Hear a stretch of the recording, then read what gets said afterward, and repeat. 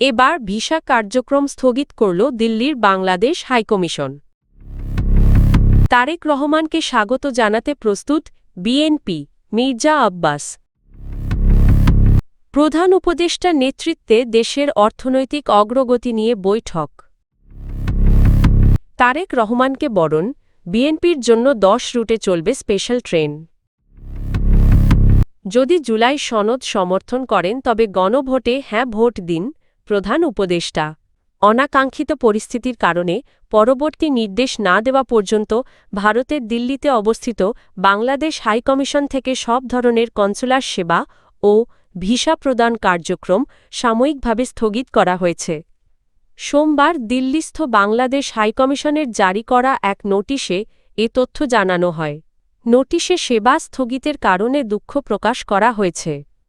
উল্লেখ্য, গত শনিবার রাতে নয়াদিল্লিতে বাংলাদেশ হাইকমিশনের বাংলাদেশ ভবনের গেটের সামনে অখণ্ড হিন্দু রাষ্ট্র সেনা ব্যানারে কিছু ব্যক্তির উগ্র আচরণ ও হুমকির ঘটনা ঘটে।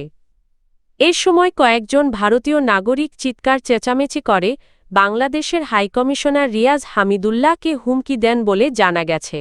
বিএনপির ভারপ্রাপ্ত চেয়ারম্যান তারেক রহমানকে স্বাগত জানাতে দল সম্পূর্ণ প্রস্তুত বলে জানিয়েছেন দলের স্থায়ী কমিটির সদস্য মির্জা আব্বাস। সোমবার বিকেলে রাজধানীর ৩০০ ফিট এলাকায় সংবর্ধনাস্থল পরিদর্শন শেষে তিনি একথা বলেন। মির্জা আব্বাস জানান, তারেক রহমানের দেশে ফেরা নিয়ে সরকারের পক্ষ থেকে কোনো ধরনের অসহযোগিতা নেই। তিনি বলেন, তারেক রহমানের প্রত্যাবর্তন রাজনৈতিকভাবে অত্যন্ত তাৎপর্যপূর্ণ। এ সময় ঢাকা মহানগর উত্তর বিএনপির আহ্বায়ক আমিনুল হক বলেন, কোটি কোটি মানুষ তারেক রহমানকে এক নজর দেখার অপেক্ষায় রয়েছে। দেশের সার্বিক অর্থনৈতিক অগ্রগতি ও বাজেট ব্যয় নিয়ে প্রধান উপদেষ্টা প্রফেসর মুহাম্মদ ইউনূসের নেতৃত্বে আজ একটি উচ্চপর্যায়ের বৈঠক অনুষ্ঠিত হয়েছে। রাষ্ট্রীয় অতিথি ভবন যমুনায় আয়োজিত বৈঠকে অর্থপরিকল্পনা উপদেষ্টা ও বাংলাদেশ ব্যাংকের গভর্নর উপস্থিত ছিলেন। বৈঠকে জানানো হয়, দীর্ঘ সময় পর দেশের গড় মূল্যস্ফীতি ২০২৫ সালের নভেম্বরে ৯% নিচে নেমে এসেছে। পয়েন্ট টু পয়েন্ট ভিত্তিতে মূল্যস্ফীতি দাঁড়িয়েছে ৮.২৯%।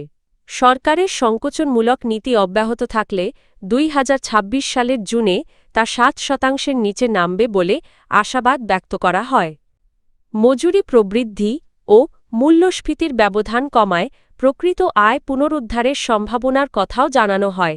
কৃষি খাতে ভালো উৎপাদনের ফলে আমন ও বোরো ধানের ফলন সন্তোষজনক হবে বলে আশা করা হচ্ছে। বৈঠকে আরও জানানো হয়, বৈদেশিক মুদ্রার রিজার্ভ বেড়ে ৩২.৫৭ বিলিয়ন ডলারে দাঁড়িয়েছে এবং চলতি হিসাব ঘাটতি উল্লেখযোগ্যভাবে কমেছে।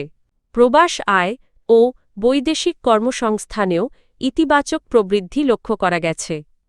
আমদানি ও শিল্পখাতে ঋণপত্র খোলার হার বৃদ্ধিকে অর্থনীতিতে আস্থা ফেরার ইঙ্গিত হিসেবে উল্লেখ করেন অংশগ্রহণকারীরা। তারা বলেন, আর্থিক খাতে শৃঙ্খলা জোরদার হওয়ায় দেশের অর্থনীতিতে স্থিতিশীলতা ফিরে আসছে।